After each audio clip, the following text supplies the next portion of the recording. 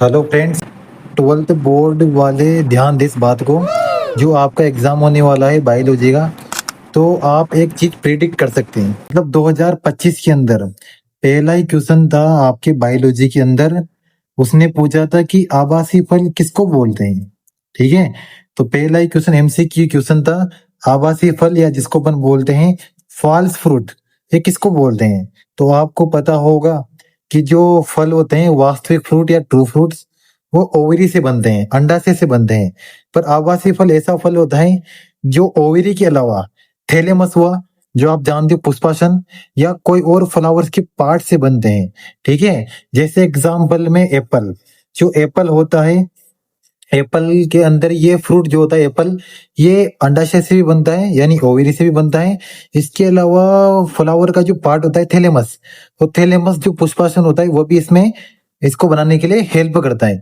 यानी आप जो एप्पल खा रहे हो, तो एप्पल के अंदर आप ओवरी भी खा रहे हो और साथ में थैलेमस भी खा रहे हो फ्लावर का। तो ये क्वेश्चन तो आपके 2025 में आया था, यानी पिछले साल आपके ये पहला ही क्वेश्चन, जैसे आपने एग्जाम हॉल में पेज को पलटा तो पहला ही क्वेश्चन आपको देखने को मिला था, उसका आंसर था एप्पल। वैसे ही एक क्वेश्चन, दूसरा क्वेश्चन, और इसका लगता है किस बार चांस से आने की इसके, जिसको अपन बोलते हैं अनिषेक जनक फल। क्या बोलते हैं? अनिषेक जनक फल। ठीक है, इसको अपन इंग्लिश में बोलते हैं पार्थिनो कार्पिक फ्रूट।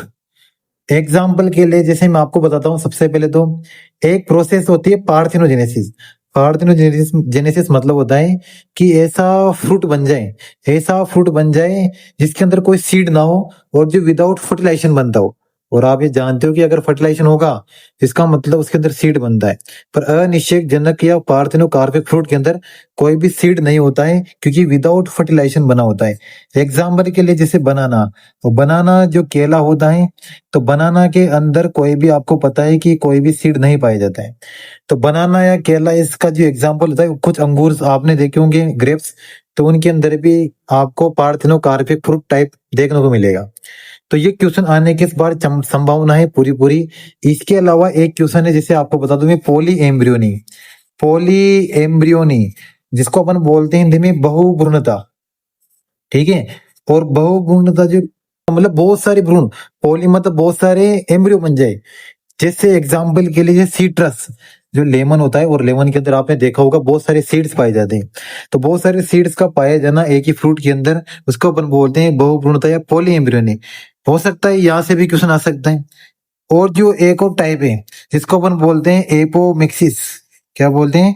एपोमिक्सिस। आपको कमेंट बॉक्स में कमेंट करके बताना है, क्योंकि हो सकता है 2026 में आपको यहाँ से फर्स्ट ही क्वेश्चन, जैसे आप पेपर एग्जाम हॉल के अंदर बैठोगे, पेपर को खोलोगे, पेज पलटोगे, तो पहला ही क्वेश्चन इन तीनों में से देखने को आपको मिल जाए। तो एक दो तो मैंने आपको बता दिए, ये पिछले साल आ चुका है।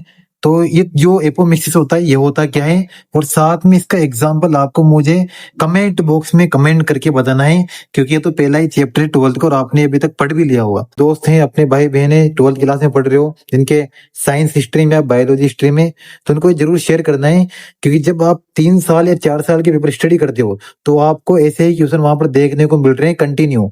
तो हो सकता है ये लास्ट के 2 3 4 नंबर की जो क्वेश्चन है, जिनमें से आपको पहला ही क्वेश्चन देखने को मिल जाए एग्जाम हॉल में, और वहां से अपना कॉन्फिडेंस बढ़ जाता है या वहां से अपना कॉन्फिडेंस गिर जाता है। पहले ही क्वेश्चन से एग्जाम हॉल में अक्सर ऐसा देखा गया है।